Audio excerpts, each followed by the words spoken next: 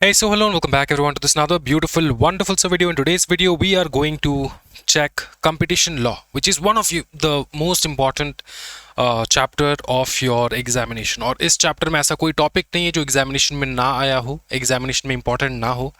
तो हम लोग examination centric पढ़ेंगे, बहुत अच्छे से पढ़ेंगे, बहुत आराम से पढ़ेंगे. सबसे पहले मैं आपको समझा दूंगा कि competition law है क्या. क्या दोस्तों हम लोग देखने वाले बता दो फटाफट एक बार. हम लोग आज आज क्या सीखने वाले बता दो. आज हम लोग देखने वाले हैं कंपटीशन लॉ. ठीक है, कंपटीशन लॉ. अच्छा एक चीज बताओ, कंपटीशन मतलब क्या होता है? अगर मैं तुमको कहूं कंपटीशन, तो इसका मतलब क्या अर्थ निकलता है कंपटीशन का? राइवलरी. हाँ जी, कह सकते हैं. क्या कंपटीशन अच्छा है या बुरा है, गुड और बैड? Question mark. कंपटीशन अच्छा है या फिर बुरा है? आप देखोगे जब आप छोटे थे, जब बच्चे थे, आप बहुत कंपटीशन करते थे अपने फ्रेंड्स के साथ. जब आप क्लास 8, 9, 10, 7, ठीक है, 11, 12 में पढ़ते थे, तब आप बहुत कंपटीशन करते थे अपने फ्रेंड्स के साथ कि यार उसको 2 नंबर रैंक आ रहा है, उसको 5 नंबर रैंक आ रहा है, मेरे को क्यों नहीं आ रहा है, मैं भी कंपटीशन करूंगा, मेरे को भी रैंक जो है उससे ज़्यादा लाना है. अंडरस्टूड.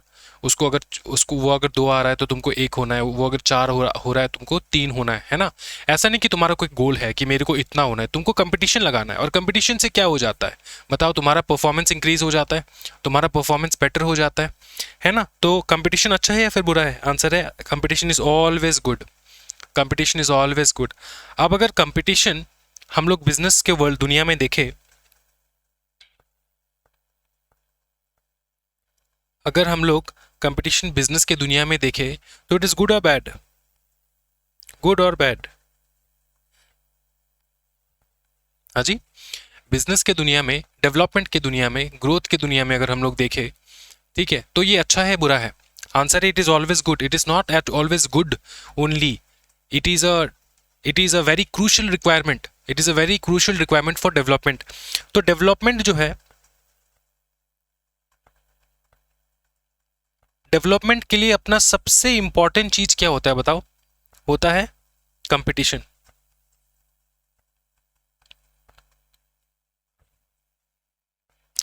क्या ये समझ में आ रहा है? डेवलपमेंट के लिए कंपटीशन. तुम देखो कहीं पर भी तुमको कंपटीशन नहीं दिख रहा हो, वहां पे डेवलपमेंट नहीं आएगा. फॉर एग्जाम्पल इंडिया में सबसे बड़ा एग्जाम्पल दे दो जहां पे डेवलपमेंट जो है वो नहीं है, कंपटीशन नहीं है. बताओ कहां पे? रेलवेज. रेलवेज. रेलवेज पे कोई कंपटीशन नहीं है, इसलिए वहां पे तुम देखोगे क्या बताओ? वहां पे क्या देखोगे तुम? हाँ जी, डेवलपमेंट जो है बहुत कम है, बहुत ही ज़्यादा कम है as compare to any other. तो कहीं पर भी तुमको डेवलपमेंट चाहिए, वहां पे तुमको कंपटीशन लाना होगा. अगर वहां पे रेलवेज में, फॉर एग्जांपल रेलवेज में सिर्फ एक ही प्लेयर हो, सिर्फ एक ही प्लेयर हो, वन प्लेयर, तो रेलवेज कभी भी इंप्रूव नहीं कर पाएगा. वहां पे और चाहिए हमको, वहां पे और चाहिए हमको, वहां पे प्राइवेट सेक्टर को भी लेकर आना है. प्राइवेट सेक्टर, प्राइवेट सेक्टर को भी लेकर आना है. अब लोग कहेंगे कि सर प्राइवेट सेक्टर को लेकर आएंगे तो एक्सपेंसेस बहुत ज़्यादा हो जाएगा, उसको रेगुलेट करने के लिए हम लोग लॉ लेकर आएंगे. क्या दिक्कत है भाई? गवर्नमेंट लॉ लेकर आएगा रेगुलेट करने के लिए. प्राइवेट सेक्टर में रेलवेज में अगर प्राइवेट सेक्टर आ जाए तो क्या दिक्कत होगा? सर वहाँ पे प्राइस बहुत ज़्यादा इंक्रीज हो जाएगा सर. तो भैया हम लोग क्या करेंगे? लॉ लेकर आएंगे ना. अच्छा एक बात बताओ, एक बात बताओ, तुम जो फ्लाइट पे चलते हो, तुम जो फ्लाइट पे जा रहे हो, प्लेन पे चलते हो, ठीक है, प्लेन पे चलते नहीं हो, प्लेन पे उड़ के जाते हो. अच्छा ठीक है, प्लेन पे जो तुम उड़ के जा रहे हो, फ्लाइट जो तुम यूज कर रहे हो, वहां पे कितना प्राइवेट सेक्टर है, कितना गवर्नमेंट सेक्टर है बताओ? हाँ, गवर्नमेंट के नाम का कुछ है? नहीं है. सब क्या है? प्राइवेट सेक्टर्स वाले हैं, है कि नहीं? फिर भी कंपटीशन अच्छा है कि नहीं? प्राइस के कॉस्ट जो है वो अच्छा है कि नहीं? कॉस्ट के बहुत ज़्यादा है. हाँ, वो डिपेंड करता है, वो डिपेंड करता है ऑन, अगर फेस्टिवल्स वगैरह है तो वो चालाकी जो है वो करता ही है. कोई भी प्राइवेट कंपनी वो चालाकी करेगा, फेस्टिवल सीजन के दिन ये बढ़ा देगा, वो इंक्रीज कर देगा, ये कर देगा, वो कर देगा. इसके लिए, इसको रेगुलेट करने के लिए हमको क्या चाहिए? लॉ चाहिए, जो प्रॉपरली आज तक नहीं बना है. नहीं बना है. क्या ये समझ में आ रहा है? हाँ जी, क्या ये समझ में आ रहा है? अब समझ में आ रहा है. अब बात ये है कि क्या तुम देख रहे हो कि ये जो एरोप्लेन्स एयरपोर्ट में जाते हो, एरोप्लेन्स पे चढ़ते हो, ठीक है, तो वहाँ पे डेवलपमेंट है कि नहीं, कंपटीशन है बोल के डेवलपमेंट है। कितने सारे एयरलाइंस है बताओ, इंडिगो, एयर इंडिया, विस्तारा, कितने सारे और भी बहुत सारे है कि नहीं, बताओ। और एक नया आया है, क्या था इसका नाम, जो बहुत सस्ते में फ्लाइट का टिकट दे रहा था, ओ स्पाइस जेट। स्पाइस जेट कैसे भूल सकते हैं हम लोग। फिर था और एक था अकासा, अकासा, अकासा एयर, ओ भाई साहब सबसे सस्ता। अलायंस एयर है, स्टार एयर है, ठीक है, ये भैया रीजनल है, लेकिन जो हम मेन लाइन पे चलता है वो यही सारे चलते हैं, इंडिगो, एयर इंडिया, ठीक है, एयर इंडिया एक्सप्रेस भी है, फिर स्पाइस जेट, अकासा एयर, ये सारे है कि नहीं, बताओ। तो कंपटीशन कितना है, कंपटीशन अच्छा है बोल के तुमको सर्विस अच्छा मिल रहा है, सब लोग compete कर रहे हैं एक दूसरे के साथ कि कौन थोड़ा बहुत बेटर कर देगा, कहाँ पे बेटर कर देगा बताओ, सर्विस पे बेटर करेगा। तुम देखोगे, तुम एयरपोर्ट पे जाओगे, भैया एयर होस्टेस जो खड़ी है तुम्हारे लिए, खड़ी है तुम्हारे लिए, क्यों खड़ी है बताओ, खड़ी क्यों है तुम्हारे लिए बताओ, एयर होस्टेस खड़ी क्यों, क्यों कि भैया उनको सर्विस देना है, प्रॉपर सर्विस देना है। वो जितना अच्छा, जितना एक्सपेंसिव तुम जाओगे, तुम जाओ विस्तारा में जाओ, भैया A1 तुमको क्या देगा बताओ, सर्विस देंगे, ठीक है, तुम्हारा बैग वही लोग लेकर जाएंगे, बोलेंगे दे दीजिए सर, हम लेकर जा रहे हैं, ठीक है। अगर जितना अच्छा बिजनेस क्लास में तो और ज़्यादा अच्छा होता है ना। तो सब कंपटीशन कर रहे हैं। क्या ये कंपटीशन आपको रेलवेज में देखने को मिलता है भैया, धक्का मुक्की चल के, क्या ही बताए दोस्तों, बहुत ख़राब सिचुएशन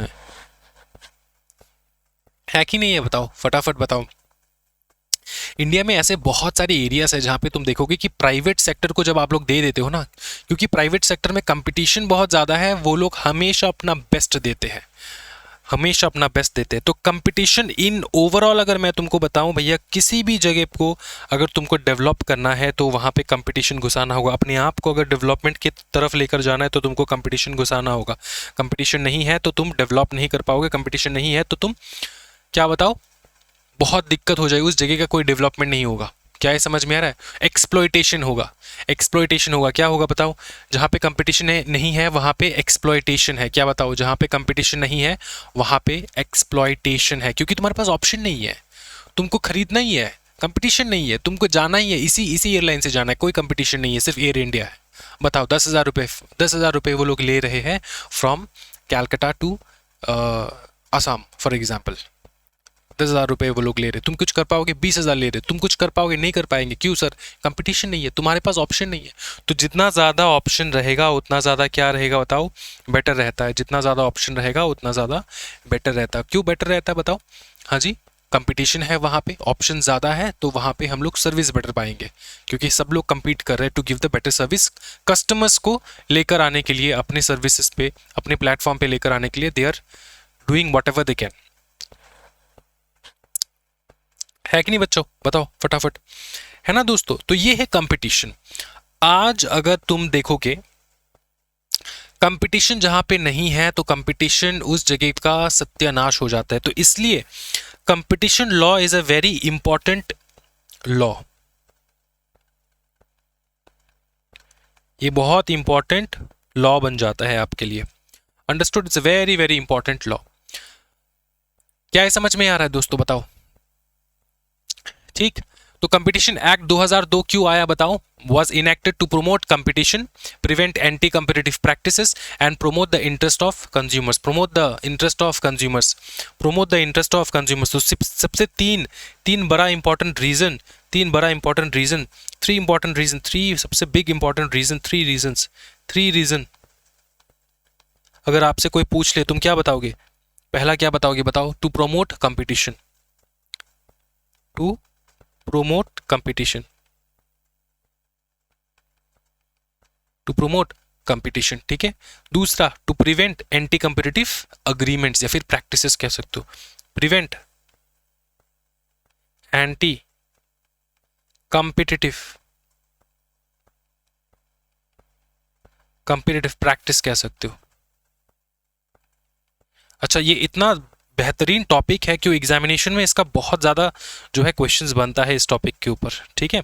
तो बहुत बेहतरीन टॉपिक है, इसको बहुत अच्छे से करना है दोस्तों, ठीक। तीसरा बता दो फटाफट, तीसरा सबसे इंपॉर्टेंट बता दो फटाफट, promote the interest of consumers, consumers के बेनिफिट के लिए, promote the interest of consumers.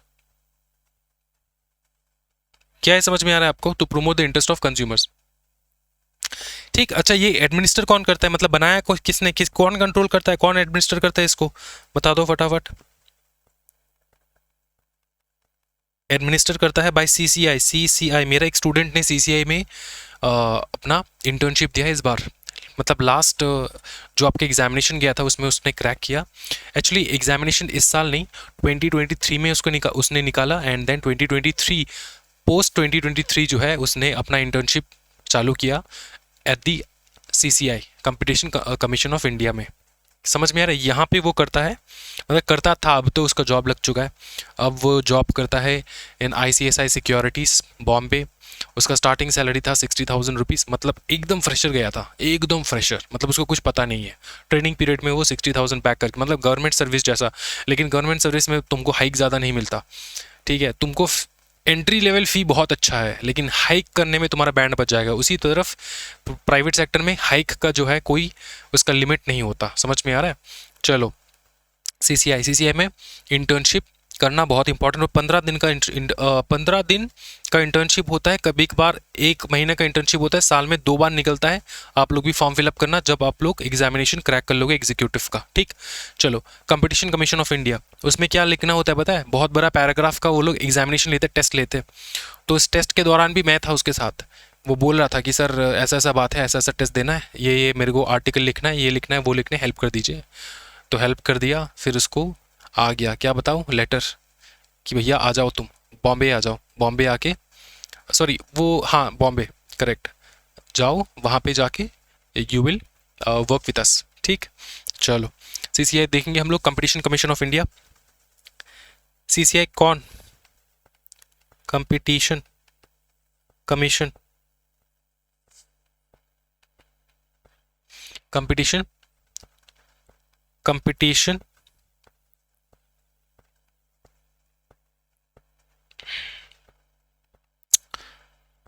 Of कौन, बताओ फटाफट। ठीक है, कंपटीशन कमीशन ऑफ इंडिया, ये एडमिनिस्टर करता है। क्या ये समझ में आ रहा है? ये 1 मार्च 2009 को आया था, ये लिख देता हूँ, इरेलेवेंट है लेकिन फिर भी ठीक है। 1 मार्च 2009 को बना था। और एक्ट कब बना था बता दो, कंपटीशन एक्ट कब बना था बता दो, कंपटीशन एक्ट, ठीक है। कंपटीशन एक्ट मैं यहाँ पे लिख देता हूँ, कंपटीशन एक्ट जो है 2002 को बना था, ठीक है। The competition act 2002। क्या ये समझ में आ रहा है? ऑब्जेक्टिव समझ में आ चुका है, कोई टेंशन वाली बात नहीं है। हाँ जी बताओ। ओके, यहाँ पे ना बहुत इंपॉर्टेंट डेफिनेशन है जो आपको देखने को मिल जाएगा, ठीक है। बहुत सारे इंपॉर्टेंट डेफिनेशंस है जो आपको देखने को। पहला डेफिनेशन आता है तुम्हारा, मैं 1-2 डेफिनेशन यहाँ पे करा देता हूँ, उसके बाद मार्किंग करेंगे हम लोग आराम से, ठीक। चलो स्टार्ट करते हैं। सबसे पहला डेफिनेशन जो है वो है एंटरप्राइज का। एंटरप्राइज,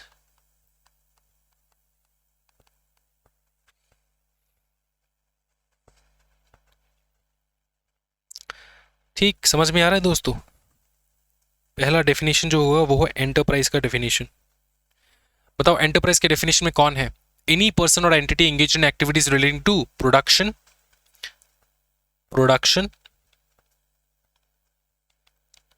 क्या बताओ? Production, supply, distribution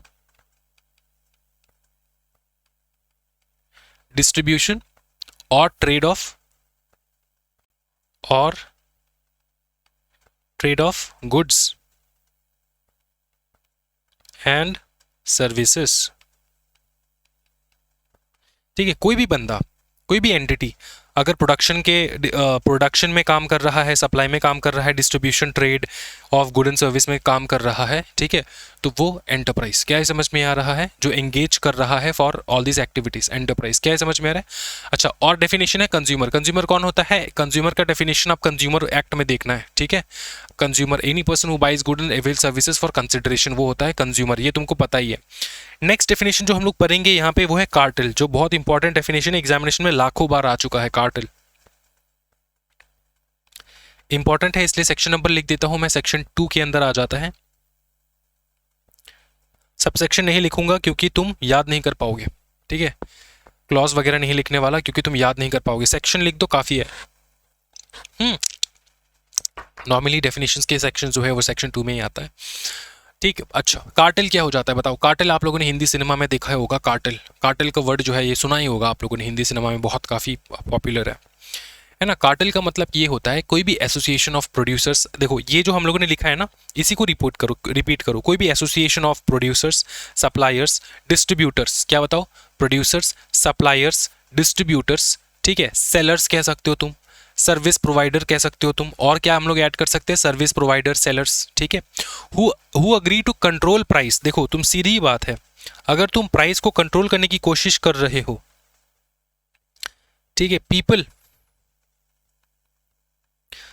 which people I'm talking about? People who are engaged in, बताओ क्या? प्रोडक्शन, सप्लाई, डिस्ट्रीब्यूशन, सेलिंग, क्या देख रहे हैं हम लोग? प्रोडक्शन, सप्लाई, डिस्ट्रीब्यूशन, सेलिंग कह सकते हैं हम लोग, सेलर्स कह सकते हैं हम लोग।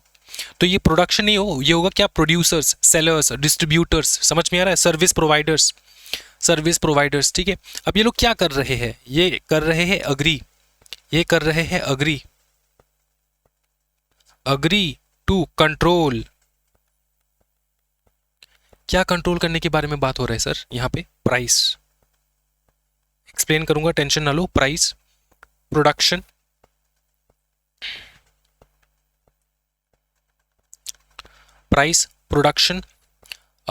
मार्केट्स, ठीक है, प्राइस, प्रोडक्शन, मार्केट्स, ठीक है।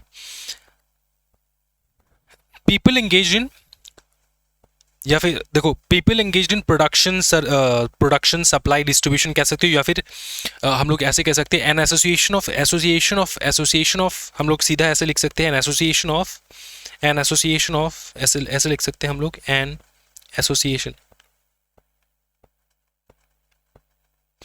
ठीक है, एसोसिएशन ऑफ, क्या बताओ?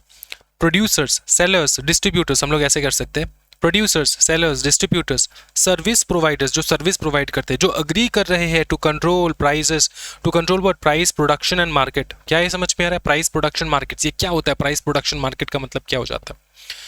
बताओ। अब देखो मैंने तुमको बताया था कि एयरलाइन इंडस्ट्री में ना, सुनो ना, एयरलाइन इंडस्ट्री में पकड़ लो, मैंने तुमको बताया था, सुनते हो कि नहीं जब मैं बताता हूँ? एयर इंडिया है, इंडिगो, आकाशा, ठीक है, फिर तुम्हारा विस्तारा, अगर पकड़ लो यही है प्लेयर्स और नहीं है, पकड़ लो यही है, ठीक है, मोटा मोटा ये इन्हीं का कंट्रोल होता है पूरे मार्केट शेयर में। एयर इंडिया, इंडिगो, आकाशा, विस्तार, फिर और एक है, इसका नाम मेरे को याद नहीं आता, क्या था ये, हमारे प्यारे स्पाइस जेट वाले, स्पाइस जेट तो भैया हमने कभी बैठा नहीं है स्पाइस जेट में, पता नहीं होगा कैसा है, अगर आप लोगों ने बैठा है then to let us know. SpiceJet में पकड़ लो यही सारे प्लेयर्स हैं, ठीक है। इन्होंने अपने आप में एक कार्टेल बना लिया। कार्टेल का मतलब क्या होता है? कार्टेल का मतलब होता है अग्रीमेंट करना, सबने मिलके अग्रीमेंट किया कि सुन, हम लोग प्राइस जो रखेंगे ना, 2 आवर का फ्लाइट होगा, प्राइस क्या रखेंगे हम लोग? प्राइस रखेंगे हम लोग 10K, ठीक।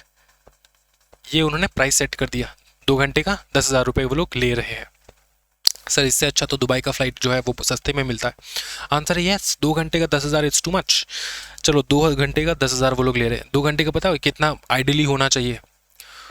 अभी तो इतना सस्ता फ्लाइट का टिकट मिलता नहीं है, 2.5 3,000 मैक्स टू मैक्स 3,000 होना चाहिए 2 घंटे का फ्लाइट का टिकट। समझ में आ रहा है?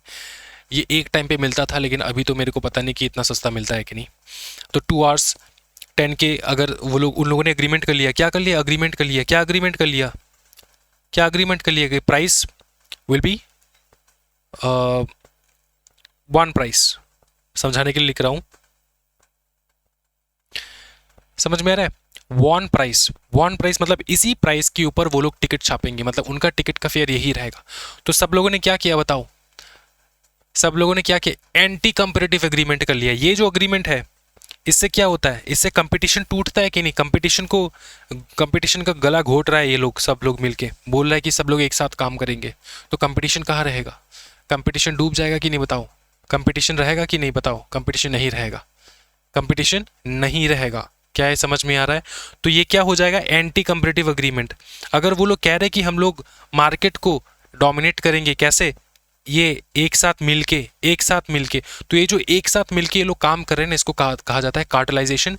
इसको हम लोग कहते हैं कार्टल मतलब वो लोग जिन्होंने एक होकर एक अग्रीमेंट बनाया जिससे वो लोग कंट्रोल कर रहे हैं, क्या कंट्रोल कर रहे हैं, प्राइस कंट्रोल कर रहे हैं, या तो डिस्ट्रीब्यूशन कंट्रोल कर रहे हैं, प्रोडक्शन कंट्रोल कर रहा है, प्राइस कंट्रोल कर रहे हैं, डिस्ट्रीब्यूशन कंट्रोल कर रहे हैं, प्रोडक्शन कंट्रोल कर रहे हैं। क्या ये समझ में आ रहा है, सप्लाई को जो है कंट्रोल कर रहे हैं, क्या ये समझ में आ रहा है। तो या तो प्रोडक्शन को कंट्रोल किया जा रहा है, सप्लाई को, डिस्ट्रीब्यूशन को कंट्रोल किया जा रहा है, इस प्रकार से। क्या ये समझ में आ रहा है। सप्लायर्स अगर पकड़ लो, एक टाइम पे जितने भी बाजार में जितने भी बड़े बड़े सप्लायर्स है,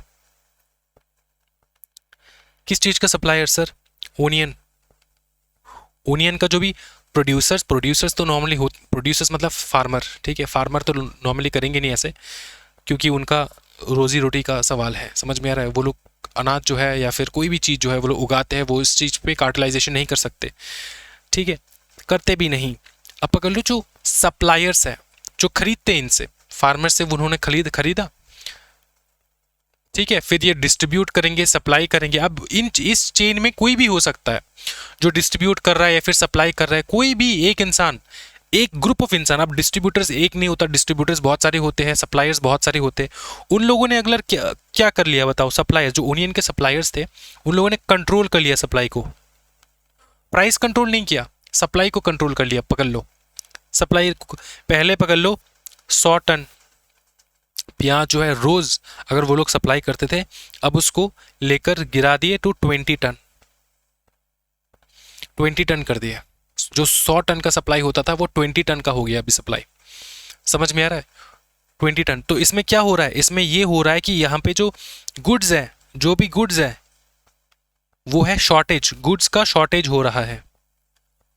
और कोई भी चीज का अगर शॉर्टेज होता है तो बताओ क्या होता है, बताओ उसका क्या होता है, बताओ, वो डायरेक्टली जो है लिंक करता है विद द प्राइस, प्राइस जो है वो स्काई रॉकेट हो जाता है, प्राइस हो जाता है हाइक। तो उनको अगर प्राइस को हाइक करना है, प्राइस अगर ज़्यादा लेकर जाना है, वो लोग क्या करेंगे, कंट्रोल कर देंगे, सप्लाई को ही कंट्रोल कर देंगे, जिससे क्या हो जाएगा, जो 20 रुपये में मिलता था किलो पर किलो, 20 रुपये में मिलता था, वो मिल जाएगा 100 रुपये में, 100 रुपये में पर केजी मिल जाएगा। क्या ये समझ में आ रहा है, 100 रुपये पर केजी हो जाएगा। क्या हुआ है कि नहीं बताओ। भैया आए दिन हम लोग देखते रहते हैं 100 रुपये हो गया प्याज का दाम, समझ में आ रहा है। तो ये होता है। इन्हीं चीज को रोकने के लिए क्या लाया गया बताओ, कंपटीशन लॉ, कि तुम भैया कंपटीशन, सप्लायर्स के बीच में कंपटीशन होना चाहिए, डिस्ट्रीब्यूटर्स के बीच में कंपटीशन होना चाहिए, देखो प्रोड्यूसर्स के बीच में कंपटीशन होना चाहिए, सप्लायर्स के बीच में कंपटीशन, डिस्ट्रीब्यूटर्स के बीच में कंपटीशन। कंपटीशन को अगर तोड़ रहे हो, वहाँ पे क्या हो जाएगा, एक्सप्लॉयटेशन हो जाएगा। वो लोग मार्केट को डायरेक्टली एक्सप्लॉयट करेंगे, वो लोग प्राइस को हाइक कर देंगे, या तो वो लोग सप्लाई को कंट्रोल करेंगे, या तो वो लोग सप्लाई को कंट्रोल करेंगे, या तो वो लोग प्राइस को कंट्रोल करेंगे, या तो प्राइस को कंट्रोल करेंगे, प्रोडक्शन को कंट्रोल करेंगे, या तो सप्लाई को कंट्रोल करेंगे, डिस्ट्रीब्यूशन को कंट्रोल करेंगे।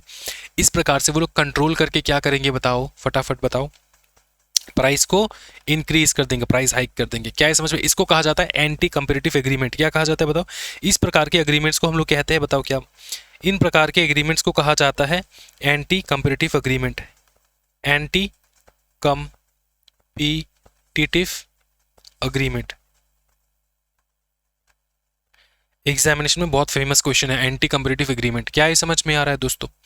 हाँ जी, अच्छा, एक नेक्स्ट डेफिनेशन पे जा रहे हैं हम लोग, 2-3 डेफिनेशन एक्सप्लेन करूंगा मैं, उसके बाद जो है हम लोग आगे बढ़ेंगे। दूसरा आता है आपका डोमिनेंट पोजीशन का डेफिनेशन, बहुत फेमस है एग्जामिनेशन में, डोमिनेंट पोजीशन, डोमिनेंट पोजीशन, ठीक है, डोमिनेंट पोजीशन, क्या ये समझ में आ रहा है? डोमिनेंट पोजीशन का मतलब क्या होता है? A position of strength. Dominant का मतलब क्या होता है? स्ट्रेंथ, ठीक है। अ पोजीशन ऑफ स्ट्रेंथ हम लोग इसको ऐसे लिख सकते हैं, a position, a position of strength, a position of strength enjoyed by an enterprise that enables it to operate independently of competitive forces or affect its competitors or consumers, ठीक है। a position of strength enjoyed by, हम लोग इसको छोटे छोटे style से लिखेंगे तो उधर आपको जल्दी समझ में आ जाए। enjoyed या फिर हाँ enjoyed by कौन बताओ? एंटरप्राइज लिख देते हैं हम लोग। अब ये प्रोडक्शन का एंटरप्राइज हो, सप्लायर्स का हो, जो भी हो, एंटरप्राइज है, सिंपल चीज, बिजनेस, ठीक है। A position of strength enjoyed by enterprise, इसको कहा जाता है डोमिनेंट पोजीशन, ठीक। अब एक चीज आता है तुम्हारा abuse of dominant position. Abuse of dominant position होना अच्छी बात है। अगर तुमसे मैं पूछूं क्या डोमिनेंट पोजीशन होना इट इज गुड और बैड? इट इज गुड और इट इज बैड? बताओ, डोमिनेंट पोजीशन होना इट इज गुड और bad? It is always good, it is always good, ठीक। लेकिन एब्यूज नहीं होना चाहिए। एब्यूज ऑफ डोमिनेंट पोजीशन क्या है बताओ? एब्यूज ऑफ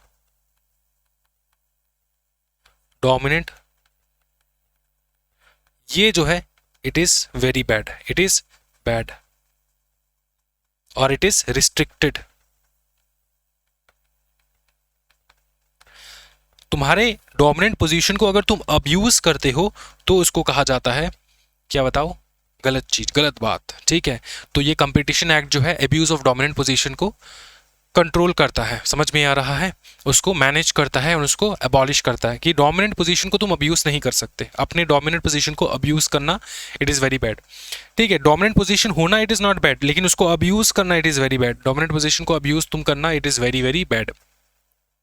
अब एग्जामिनेशन में क्वेश्चन कैसे बनता है? एग्जामिनेशन में क्वेश्चन बनता है, बताओ एब्यूज ऑफ डोमिनेंट पोजीशन क्या होता है, ठीक है। एब्यूज ऑफ डोमिनेंट, एक केस स्टडी बता देंगे, बोलेंगे कि ये एब्यूज ऑफ डोमिनेंट पोजीशन है कि नहीं बताओ, ठीक है। क्या करना चाहिए क्या नहीं करना चाहिए बोलो, तो इस प्रकार से बोलेंगे। तो अब्यूज ऑफ डोमिनेंट पोजीशन हम लोग आगे जाके और अच्छे से देखेंगे कि अब्यूज ऑफ डोमिनेंट पोजीशन होता क्या है। लेकिन डोमिनेंट पोजीशन क्या होता है and abuse of dominant position समझ में आ चुका है।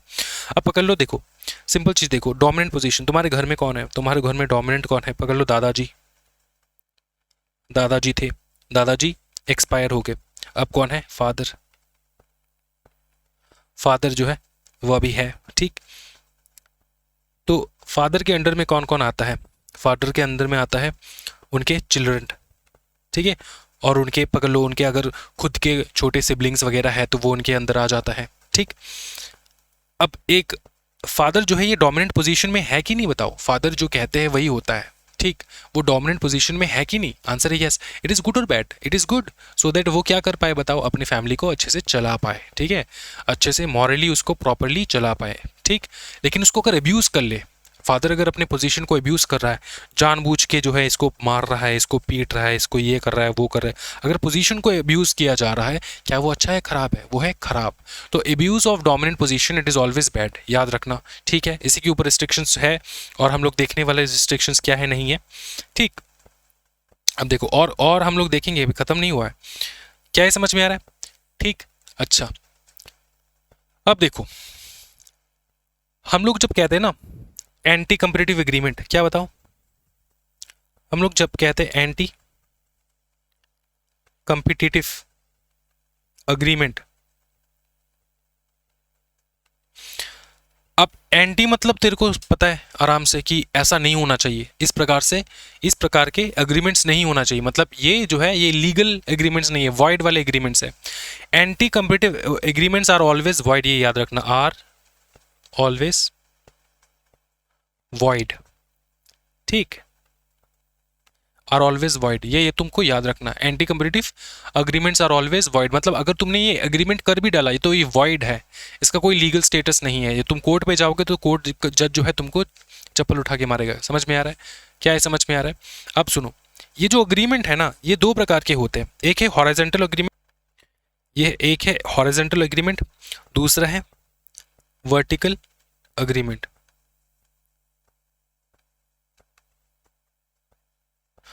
अब तुम जो ये एंटी कम्पिटिटिव एग्रीमेंट करोगे, एग्रीमेंट तुम दो प्रकार के बंदे के साथ कर सकते हो, एक जो तुम्हारे बराबर बैठा हो, एक जो तुम्हारे बराबर बैठा हो,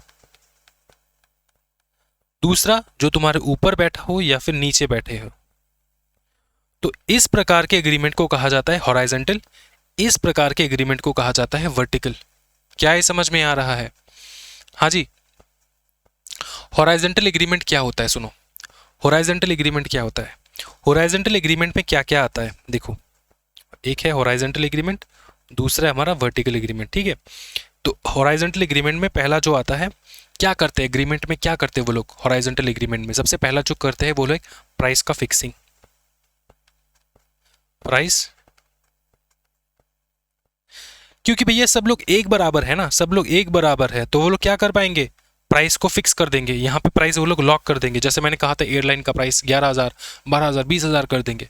समझ में आ रहा है? तो इस प्रकार के एग्रीमेंट कर सकते हैं, जो कि एंटी कम्पिटिटिव एग्रीमेंट में आता है प्राइस फिक्सिंग। दूसरा, प्राइस फिक्सिंग हो चुका है, फिर है लिमिटिंग प्रोडक्शन और सप्लाई, लिमिटिंग प्रोडक्शन, और लिमिटिंग प्रोडक्शन और सप्लाई। तीसरा बता दो फटाफट, मार्केट का शेयरिंग, मार्केट शेयरिंग। चौथा बता दो फटाफट, बिड रिगिंग और कल्यूसिव बिडिंग। ये दो टॉपिक हम लोग करेंगे, बिड रिगिंग और कल्यूसिव बिडिंग, कल्यूसिव बिडिंग। अच्छा, पहले तीन तो तुमको समझ में आ चुका है, प्राइस फिक्सिंग, प्रोडक्शन को कंट्रोल कर देना, लिमिट कर देना, मार्केट शेयरिंग मतलब जितना तुम्हारा मार्केट है, कितना तुम मार्केट में शेयर करोगे नहीं करोगे उसका तुम लिमिटेशन कर देना। लास्ट में जो आता है वो है बिड, तुम्हारा क्या बताओ, bid rigging and collusive bidding. इसको हमको बहुत अच्छे से समझना है, bid rigging and collusive bidding, याद रखना। Bid rigging and collusive bidding जो है ना, बहुत इंपॉर्टेंट डेफिनेशन है तुम्हारे यहाँ पे। अच्छा, ये एक बार हम लोग ना यहाँ पे वर्टिकल का लिख लेते हैं, उसके बाद हम लोग आराम से जो है इसको एक्सप्लेन करेंगे। बिड रिगिंग क्या है एंड कल्यूसिव बिडिंग क्या है, इसको मैं एक्सप्लेन करूंगा। सबसे पहले वर्टिकल का लिख देता हूँ कि वर्टिकल एग्रीमेंट में क्या क्या हो सकता है। ठीक, वर्टिकल एग्रीमेंट में क्या होता है, टाई इन अग्रीमेंट्स होते हैं। ठीक है, बिटवीन डिफरेंट लेवल्स का एग्रीमेंट होता है, तो tie in agreement, tie in agreement, tie in agreement, बंधा हुआ एग्रीमेंट। ठीक है, फिर है एक्सक्लूसिव सप्लाई और डिस्ट्रीब्यूशन। क्या बताओ, एक्सक्लूसिव सप्लाई सब एक्सप्लेन करूंगा, और डिस्ट्रीब्यूशन,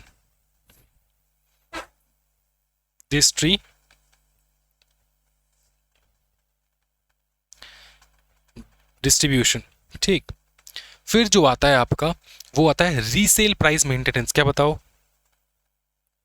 रीसेल प्राइस मेंटेनेंस। ये जो मैं तुमको पॉइंट्स लिखा रहा हूं ना, यही एग्जामिनेशन में आता है। ठीक है, refusal to deal, refusal to deal, ये तुमको तुम्हारे दिमाग में ये कुछ भी नहीं है, मेरे को पता है तुमको ये कुछ भी नहीं पता कि रिफ्यूजल टू डील क्या होता है, रीसेल प्राइस मेंटेनेंस क्या होता है, एक्सक्लूसिव। सर मैंने तो पढ़ रखा है सर, ये तो रिवीजन कर रहा हूँ मैं। रिवीजन कर रहा है ना, ठीक बात है, लेकिन फिर भी मैं ऐसे पढ़ाऊंगा जैसे तेरे को पता नहीं है, सोच तूने भूल गया तू। ठीक, सबसे पहले आता है bid rigging and collusive bidding में। क्या बताओ, bid rigging and collusive bidding. Bid rigging का मैं अगर इंग्लिश डेफिनेशन प्रॉपर्ली तुमको बताऊं, ये क्या एग्रीमेंट है पता है, ये बिडर्स को मैनिपुलेट करता है। ठीक है, it is an agreement between competing bidders to manipulate the outcome of a bidding और टेंडरिंग प्रोसेस। ठीक है, सबसे देखो, बिड रिगिंग और कल्यूसिव बिडिंग जो ना एक ही है चीज, इसका अलग अलग नाम है, बिड रिगिंग कल्यूसिव बिडिंग, समझना है। पकड़ लो बिडर्स है, पकड़ लो फिश मार्केट। ठीक है, ये सबको पता होगा, फिश मार्केट। अच्छा, वेगन लोगों को नहीं पता होगा, जो एकदम प्योर वेजिटेरियन है उनको पता नहीं होगा, तो आप लोग देख लो एक बार। फिश मार्केट में पकड़ लो क्या होता है पता है, फिश मार्केट में बिडिंग होता है। सर आप फिश के बारे में क्यों बात कर रहे हो, because it's a good example, सुनो ना अच्छे से। फिश जो है ना बोट से आता है। अब अगर आप लोग कभी अगर उड़ीसा में जाओ, ठीक है, आप देखोगे समुद्र से बोट आ रहा है, तो आपको इस एरिया में जाना ही है जहाँ पे बोट वगैरह जो है वो आता है for and they bring fish and all. भैया हम लोग तो बैग भर भर के मछली जो है वहाँ से लेकर आते थे। समझ में आ रहा है? वंस इन अ ईयर हम लोग जाते थे फॉर एक्सप्लोरिंग, समझ में आ रहा है, मज़े के लिए। तो होता ये कि ये बहुत बड़े बड़े जो है उनके बोट से ना, बोट है उनके पास, ठीक है, बोट है उनके पास, वो लोग क्या लेकर आते थे, फिश लेकर आते थे, ठीक है। अब फिश लेकर आते थे। अब अगर तुम लोग यहाँ से बोट से डायरेक्टली फिश खरीद रहे हो ना, तो तुमको क्वांट बल्क में खरीदना पड़ता है, समझ, 10 केजी 20 केजी खरीदना पड़ता है, समझ में आ रहा है, इतना तुमको खरीद के लेकर जाना पड़ता है। तो ये एक्चुअली में जो तुमको मार्केट में दिखता है, वो मार्केट, जो मार्केट में फिश सेलर्स होते हैं, फिश, उनको ये फिश मिलता कैसे, उनको, वो तो 1-2 केजी लेने वाले लोग है नहीं, वो या तो 100 केजी लेंगे, है ना, वो या तो क्या लेंगे, 100 केजी लेंगे, 100 केजी लेंगे, 50 केजी लेंगे, ठीक है। तो 150 केजी तो कम ही मैं बोल रहा हूँ, 1000 केजी लेंगे, इस प्रकार से वो लोग लेते हैं। तो इसका क्या होता है, फिश का ना बिडिंग होता है कि कौन कितना पैसा देगा। पकड़ लो अगर बिड हो रहा है, ठीक है, तो जो बिड करते हैं वो है बिडर्स, जो बिड करते हैं, ठीक है, बिडर्स। बिडर्स ने अपने, पकड़ लो कितने बिडर्स होंगे, पकड़ लो 1 2 3 4 5 6 7 8, 8 बिडर्स है, पकड़ लो। और यही बिडर्स जो है ये तुमको ये फिश मार्केट में जो है फिशर, जो फिश सेलर्स होते हैं उनको ये सप्लाई करते हैं। समझ में आ रहा है? अब ये बिडर्स जो है ये बहुत ज़्यादा क्वांटिटी में खरीद लेते हैं फिश, ठीक। अब इन्होंने अगर क्या कर दिया, अगर कर दिया बिड रिगिंग या फिर कल्यूसिव बिडिंग, इसमें होता क्या है, उसमें होता ये है कि सब लोग क्या करेंगे पता है, 2-3 प्रकार के फॉर्म्स होते हैं इसके, जैसे कवर बिडिंग होता है, बिड सप्रेशन होता है, बिड रोटेशन होता है, ठीक है। सबसे पहले तुमको समझा दूं कवर बिडिंग, ठीक है। देखो पहला है cover bidding.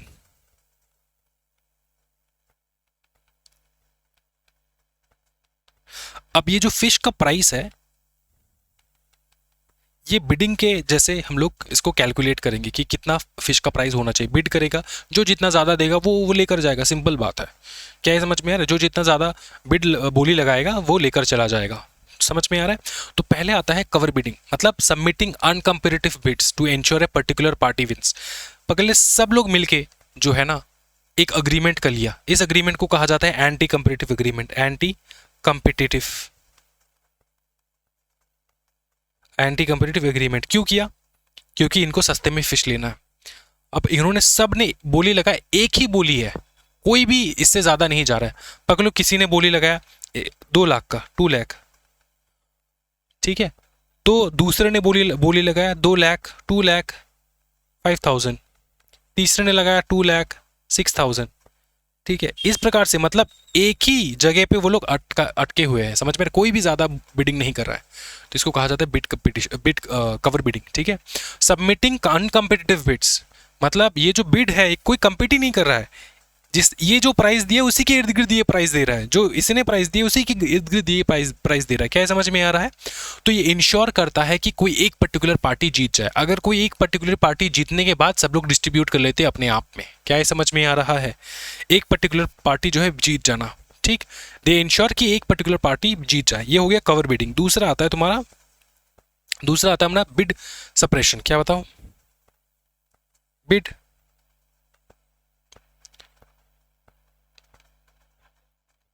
Bid suppression. Bid suppression का मतलब क्या होता है कि कोई पार्टी ना अग्री कर लेते हैं, पकड़ लो इतने सारे पार्टी हैं, इनमें से 3 पार्टी अग्री कर लेते कि हम लोग बिडिंग ही नहीं करेंगे, हम लोग बिड नहीं करेंगे, तुम दोनों बिड करो। तो क्या रहेगा, प्राइस जो है ना ज्यादा जाएगा ही नहीं। बिडर्स, जितना ज्यादा बिडर्स है उतना ज्यादा बिडिंग होगा, उतना ज्यादा जो है तुम्हारा प्राइस इंक्रीज होगा। लेकिन वो लोग अग्री करके बैठे कि हम लोग बिड नहीं करेंगे, तुम लोग कर लो, तुम लोग जो भी बिड करेगा, जो भी लेगा उसके साथ हम लोग डिस्ट्रीब्यूट कर लेंगे अपने आप में। ये होता है बिड सप्रेशन, मतलब बिड ना करने देना। फिर आता है बिड रोटेशन, जो बहुत कॉमन होता है। बिड रोटेशन क्या होता है? Taking turns to win bid. पकड़ लो अगर 1 जन है, 2 जन है, 3 जन है, 4 जन है, आज ये बिड करेगा, कल वो बिड करेगा, परसों ये बिड करेगा, फिर ये बिड करेगा। इससे क्या होता है? इससे कंपटीशन का तहस नहस हो जाता है। समझ में आ रहा है? क्योंकि वो लोग अपने बीच में एग्रीमेंट बना के बैठे हैं, ना तो कोई न्यू प्लेयर्स आ सकता है, ना तो जो है जो वहाँ पर है मतलब जो फिशरमैन है एक्चुअली, जो ये बोट में जो फिश लेकर आते हैं उनका लॉस होता है। समझ में आ रहा है? क्योंकि उनका ऑक्शन में ज़्यादा पैसा मिलता नहीं उन्हें। क्या है तुमको समझ में आ रहा है? ये होता है cover bidding, bid separation, bid rotation. क्या है समझ में आ चुका है? कोई टेंशन वाली बात नहीं है, ये हो चुका है सर, ये हम लोग समझ चुके बिडिंग के बारे में। यही है बिड रिगिंग या फिर कल्यूसिव बिडिंग, इसको बिड रिगिंग या फिर कल्यूसिव बिडिंग कहा जाता है। ठीक है, ये प्रोहिबिटेड है। क्या है बताओ? प्रोहिबिटेड। ठीक, मतलब ये कर नहीं सकते। क्या ये यहाँ तक अगर क्लियर है तो बता दो मेरे को सब लोग कि सर हाँ यहाँ तक क्लियर है, कोई टेंशन वाली बात नहीं सर। अगर तुम लोग यहाँ तक क्लियर हो तो हम लोग जा रहे हैं टाई इन एग्रीमेंट के बीच में। टाई इन एग्रीमेंट के बीच में सबसे पहला है tie in agreement. Tie in agreement, ठीक है, अब सुनो। टाई इन एग्रीमेंट में क्या होता है, इसको ना मैं इसको एक्सप्लेन करने के लिए यहाँ पे जगह कम पड़ रहा है। ठीक है, तो इसको हम लोग क्या करेंगे ना, इसको हम लोग थोड़ा नीचे में एक्सप्लेन कर देता हूँ, यहाँ पे एक्सप्लेन कर देता हूँ। ठीक है, कोई टेंशन वाली बात तो नहीं है। या फिर कहाँ करें, यही कर देते हैं। ठीक है, पहला है tie in agreement. Tie in agreement, अच्छा नोट्स तो तुम्हारे पास रहेगा ही ना, मैं नोट्स तुमको प्रोवाइड कर दूंगा, कोई टेंशन वाली बात नहीं। ये तो एक्सप्लेनेशन नोट्स है सिर्फ, ये भी चाहिए तो ये भी मिल जाएगा। अच्छा, टाई इन एग्रीमेंट क्या होता है पता है? कि एक प्रोडक्ट के साथ वन जो है ये तुम फिक्स कर दो कि तुमको अगर पकड़ लो प्रिंटर लेना है, तो तुमको कार्ट्रिज भी लेना ही होगा। तुमको क्या लेना होगा बताओ? तुमको लेना होगा कार्ट्रिजेस। कार्ट्रिजेस मतलब इंक वाला, ठीक है, इंक इन्हीं से लेकर जाना होगा। कार्ट्रिजेस का दाम होता है बहुत ज़्यादा एक्सपेंसिव होते हैं कार्ट्रिजेस, समझ में आ रहा है? अब वो सिर्फ इंक नहीं होता, जिस इंस्ट्रूमेंट के अंदर इंक भर के वो लोग देते हैं वही होता है कार्ट्रिजेस, जो तुम्हारे प्रिंटर के अंदर जाता है फिर वो निकलता है। तो कार्ट्रिजेस तुमको लेकर जाना, ये होता है टाई इन एग्रीमेंट। तुमको अगर प्रिंटर लेना है तुमको कार्ट्रिज भी यही से लेना है। क्या ये समझ में आ रहा है? क्या ये समझ में आ रहा है बताओ? ये है टाई इन एग्रीमेंट। क्या है ये बताओ? Tie in agreement. ठीक है, एक के साथ एक टाइड है, समझ में आ रहा है? तो ये दिक्कत क्या है सर? फिर इसमें रिस्ट्रिक्ट हो जाता है कंज्यूमर का चॉइस। कंज्यूमर की चॉइस को अगर तुम कंट्रोल कर रहे हो, तुम अगर इसके साथ जबरदस्ती मेरे को कोई दूसरा चीज पकड़ लो, मैंने तुम्हारे दुकान में गया मैं प्रेशर कुकर खरीदने, तुम प्रेशर कुकर के साथ तुम कह रहे हो कि अगर प्रेशर कुकर लेना है सर आपको, तो आपको चूल्हा भी लेना होगा, आपको स्टोव भी लेना होगा, आपको मिक्सर ग्राइंडर भी लेना होगा। ये टाई इन एग्रीमेंट है, आपको लेना ही होगा। मेरा मन है मेरे को नहीं लेना है, लेकिन आप क्या कर रहे हो? आप मेरे को ऊपर क्या कर रहे हो? प्रेशर डाल रहे हो कि मैं एक के साथ एक दूसरा जो है वो खरीदूं। ये फ्री नहीं है, ये एक के साथ एक खरीद रहा हूं मैं। तो इसको कहा जाता है टाई इन एग्रीमेंट, जो वर्टिकल एग्रीमेंट्स के अंदर आ जाता है। किसके अंदर आ जाता है? वर्टिकल एग्रीमेंट्स के अंदर आ जाता है। समझ में आ रहा है? फिर आता है तुम्हारा एक्सक्लूसिव सप्लाई।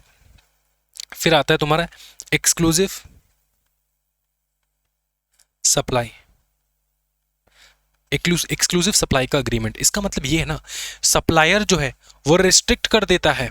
अब तुमको पता है कि ये ऊपर से नीचे जाता है। एक्सक्लूसिव सप्लाई, समझो, ये होता है सप्लाई एग्रीमेंट। यहां पे क्या होता है कि परचेसर जो है वो रिस्ट्रिक्ट कर देता है from acquiring good service from other suppliers. इसका मतलब क्या होता है? देखो, मैं हूं सप्लायर, ठीक है, पकड़ लो मैं हूं सप्लायर। ये सप्लायर डिस्ट्रीब्यूशन भी होता है, लेकिन मैं ये बता दे, पकड़ लो ये है एक सप्लायर। अब सप्लायर कोई भी एक प्रोडक्ट का, पकड़ ले सॉफ्ट ड्रिंक, ठीक, क्या बताओ? फटाफट बता दो एक बार। पकड़ लो सॉफ्ट ड्रिंक है, सॉफ्ट ड्रिंक के कितने सप्लायर हैं? बहुत सारे सप्लायर हैं, ठीक है। तुम किसी भी एक सप्लायर के पास गए, तुम कौन हो? रिटेलर, पकड़ लो तुम हो रिटेलर। तुम गए किसी भी सप्लायर के पास, उनसे तुमको कोका कोला लेना है, ठीक है। सप्लायर तुमको कर देगा, बांध देगा एक्सक्लूसिव सप्लाई एग्रीमेंट के साथ। बोलेगा कि तू अगर मेरे से सप्लाई ले रहा है of a particular product Coca Cola, तो तू बाकी सप्लायर के पास जा नहीं सकता। इस चीज का तू एग्रीमेंट कर मेरे साथ 5 साल का, 5 इयर्स का। समझ में आ रहा है? क्या बताओ? हाँ जी, समझ में आ रहा है? तो सप्लायर को, एक सप्लायर दूसरे सप्लायर को जो है कंपटीशन से बाहर निकाल रहा है। सप्लायर सप्लायर के बीच में कंपटीशन होता है, होना चाहिए ना। ये तो बाहर निकाल रहा है, कैसे? क्योंकि उसने अपने नीचे जो रिटेलर है, क्योंकि ये वर्टिकल है, अब अपने नीचे जो तुम्हारा रिटेलर है, उस रिटेलर को उसने बोल दिया कि भैया एग्रीमेंट कर कि तू दूसरे सप्लायर के पास नहीं जाएगा। तो ये एंटी कंपटीटिव एग्रीमेंट के अंदर आ जाता है, वर्टिकल एग्रीमेंट के अंदर। समझ में आ रहा है वर्टिकल में क्यों है? क्योंकि ऊपर वाला बंदा नीचे वाले बंदे के साथ कर रहा है एग्रीमेंट। क्या है समझ में आ रहा है? इसी प्रकार एक्सक्लूसिव डिस्ट्रीब्यूशन एग्रीमेंट होता है, एक्सक्लूसिव डिस्ट्रीब्यूशन एग्रीमेंट, ठीक है। एक्सक्लूसिव डिस्ट्रीब्यूशन एग्रीमेंट, ये सप्लाई हो गया। फिर आता है डिस्ट्रीब्यूटिव अग्रीमेंट। ये क्या होता है सर? एक्सक्लूसिव डिस्ट्रीब्यूशन, डिस्ट्रीब्यूटिव या कह लो या फिर डिस्ट्रीब्यूशन कह लो, ठीक है। इसमें क्या होता है कि सप्लायर जो है वो रिस्ट्रिक्ट करता है किसी भी डिस्ट्रीब्यूटर को फ्रॉम सेलिंग गुड्स, ठीक है, टू अ पर्टिकुलर टेरिटरी। पकड़ ले, फॉर एग्जाम्पल यहां पर भी सप्लायर है, यहां पर भी एक सप्लायर का मैं एग्जाम्पल लेता हूं। ये सप्लायर और ये बंदा है डिस्ट्रीब्यूटर। अब सप्लायर के नीचे आता है डिस्ट्रीब्यूटर डिस्ट्रीब्यूट करता है। अब सुनो चीज, सप्लायर ने कहा ये डिस्ट्रीब्यूटर है, डिस्ट्रीब्यूटर कहाँ डिस्ट्रीब्यूट करता है? ऑल ओवर इंडिया डिस्ट्रीब्यूट करता है। लेकिन इसने इसको कहा दिया, सप्लायर ने कह दिया कि सुन, तेरे को मैं कह रहा हूं कि मेरा जो प्रोडक्ट है ना, मेरा जो प्रोडक्ट है, ये जो प्रोडक्ट है, ठीक है, ये तू किसी और डिस्ट्रीब्यूशन एरिया में तू नहीं जा सकता। समझ में आ रहा है? फॉर एग्जाम्पल मैंने लिमिट कर दिया, पकड़ ले इंडिया है, फिर है पकड़ ले यूएसए है। अब तेरे को पता है कि नहीं बता कि यूएसए में जो प्रोडक्ट पहले तो ऐसा ही था, इंडिया में तो बहुत बाद में आता था। अब तेरे को ये भी पता होगा कि यूएसए में जो प्रोडक्ट पहले आ जाता है, आज के डेट में तो आईफोन वगैरह जो है वो जिस दिन पे यूएस में लॉन्च होता है उस दिन पे इंडिया में भी लॉन्च हो जाता है, ठीक है। लेकिन बात ये है कि पहले होता ये था कि कोई भी प्रोडक्ट पकड़ लो यूएसए में लॉन्च हुआ है, वो इंडिया में अलाउड नहीं है लॉन्च करना, अलाउड ही नहीं है लॉन्च करना। इस प्रकार से हो सकता है अगर ऐसा एग्रीमेंट हो जाए। अच्छा, डीले करना दैट्स अ डिफरेंट स्ट्रैटेजी, वो डीले हो सकता है, लेकिन बंद ही कर देना कि बोला कि तुम इस एरिया में डिस्ट्रीब्यूट ही नहीं करोगे, तुम इस डिस्ट्रीब्यूट ही नहीं करोगे। बताओ क्या तुम क्या कर रहे हो? ब्लॉक कर रहे हो। समझ में आ रहा है? फॉर एग्जाम्पल कोई एक स्मार्टफोन ब्रांड है जो अलाउ करता है किसी भी डीलर को सेल करने के लिए सिर्फ इंडिया के ईस्ट पार्ट में, नॉट एल्सवेयर, ईस्ट पार्ट में, सिर्फ ईस्ट पार्ट में और बाकी जगह नहीं। तो ये क्या कर रहा है? ये लिमिट कर रहा है, कंट्रोल कर रहा है डिस्ट्रीब्यूशन पावर को। समझ में आ रहा है? हाँ जी। तो ये बन जाएगा तुम्हारा क्या बताओ? Distribution agreement, exclusive distribution agreement, ठीक। फिर आता है resale price maintenance. Resale price maintenance, इसका मतलब ये है कि रीसेल के ऊपर तुम कंट्रोल लगाना। फिर आता है आपका रीसेल प्राइस मेंटेनेंस। अच्छा, रीसेल वर्टिकल में क्यों आता है? क्योंकि पहले तुम सेल करोगे, सेल मतलब तू परचेज करेगा, फिर ना उसको रीसेल करेगा। पहले तू परचेज करेगा फिर रीसेल, इसलिए ये वर्टिकल में आ रहा है ना, ये वर्टिकल में जा रहा है, ऊपर से नीचे जा, इसलिए वर्टिकल एग्रीमेंट में आता है। ये है कि कोई भी टीवी कंपनी है, पकड़ ले, कोई भी टीवी कंपनी है, टीवी कंपनी, उसने लिमिट कर दिया, स्ट्रिक्ट कर दिया, प्रोहिबिट कर दिया किसी भी रिटेलर को। अब देखो रिटेलर्स अपने बीच में कंपटीशन लगाते हैं, ठीक है। कोई रिटेलर जो है कोई प्रोडक्ट 200 रुपये में दे देता है, कोई रिटेलर जो है वही प्रोडक्ट 150 में दे देता है, कोई रिटेलर वही प्रोडक्ट 90 में भी दे देता है। क्या ये समझ में आ रहा है? इससे क्या होता है, वो अपने अपने स्ट्रेटजी के अकॉर्डिंग वो लोग करते हैं, है ना। तो ये अगर तुम रिटेलर से छीन लोगे, अगर तुम ये वाला पावर रिटेलर से छीन लोगे, जैसे तुम्हारा मैन्युफैक्चरर कंपनी जो भी है, पकड़ लो जो मेन मैन्युफैक्चरर है, ठीक है, जो कंपनी है, पकड़ ले सैमसंग ने इंडिया में आके अपने रिटेलर्स को बताया कि भैया सुन, ये जो मैं तेरे को दे रहा हूँ टीवी, ठीक है, 30,000 में दे रहा हूँ टीवी, तू इसको 40,000 में खरीदेगा। समझ में आ रहा है? ऊपर बेच सकता है लेकिन नीचे नहीं बेच सकता। पकड़ ले ये वाला, ये तो कम से कम तुमको लॉजिकल लग रहा है। पकड़ ले सैमसंग ने, मैं हूँ कौन, मैं हूँ रिटेलर, मैंने सैमसंग का टीवी बेचता हूँ मैं, तो मैं खरीद के ना बेचता हूँ, या फिर सैमसंग मेरे अब जीजा लगता है, नहीं ना, मैं खरीदता हूँ उसके बाद मैं बेचता हूँ, क्योंकि मैं हूँ रिटेलर। सैमसंग से मैं टीवी खरीदता हूँ 20,000 रुपये का। पकड़ ले, सैमसंग ने मेरे को कह दिया कि तू जो टीवी सेल करेगा ना, तू सेल करेगा 30,000 में, इससे नीचे तू सेल नहीं कर सकता। तो मेरा जो ये रिटेलर का हक है, ये जो मैं 200 का प्रोडक्ट कोई रिटेलर 150 में, कोई रिटेलर 90 में दे देता है, ये जो छीन रहा है, ये क्या है, एंटी कंपटीशन हो रहा है। तो तुम जो मेरे को कह रहे हो कि ये प्रोडक्ट का जो है कॉस्ट इसके नीचे नहीं जाना चाहिए, ये क्या हो रहा है, हो क्या रहा है, एंटी कंपटीटिव एग्रीमेंट हो रहा है। समझ में आ रहा है? तो ये जो है ये बैन है। तो रीसेल प्राइस मेंटेनेंस, क्या ये समझ में आ रहा है? फिर लास्ट में आता है तुम्हारा रिफ्यूजल टू डील। ये तो तुमको नाम से पता लग रहा है, रिफ्यूजल टू डील, क्या बताओ? रिफ्यूजल टू डील, इसका मतलब क्या होता है? रिफ्यूजल टू डील का मतलब क्या होता है, बता दो। रिफ्यूजल टू डील का मतलब क्या होता है? मना कर देना, मना कर देना, ठीक है, मना कर देना। पकड़ ले, ये हूं मैं, ये हूं मैं, ठीक है, मैं हूं किसी प्रकार का, पकड़ ले, किसी प्रकार का, पकड़ ले, सप्लायर हूं मैं, सप्लायर हूं मैं। तू है रिटेलर, पकड़ ले, अरे तू है कौन, चल डिस्ट्रीब्यूटर पकड़ ले,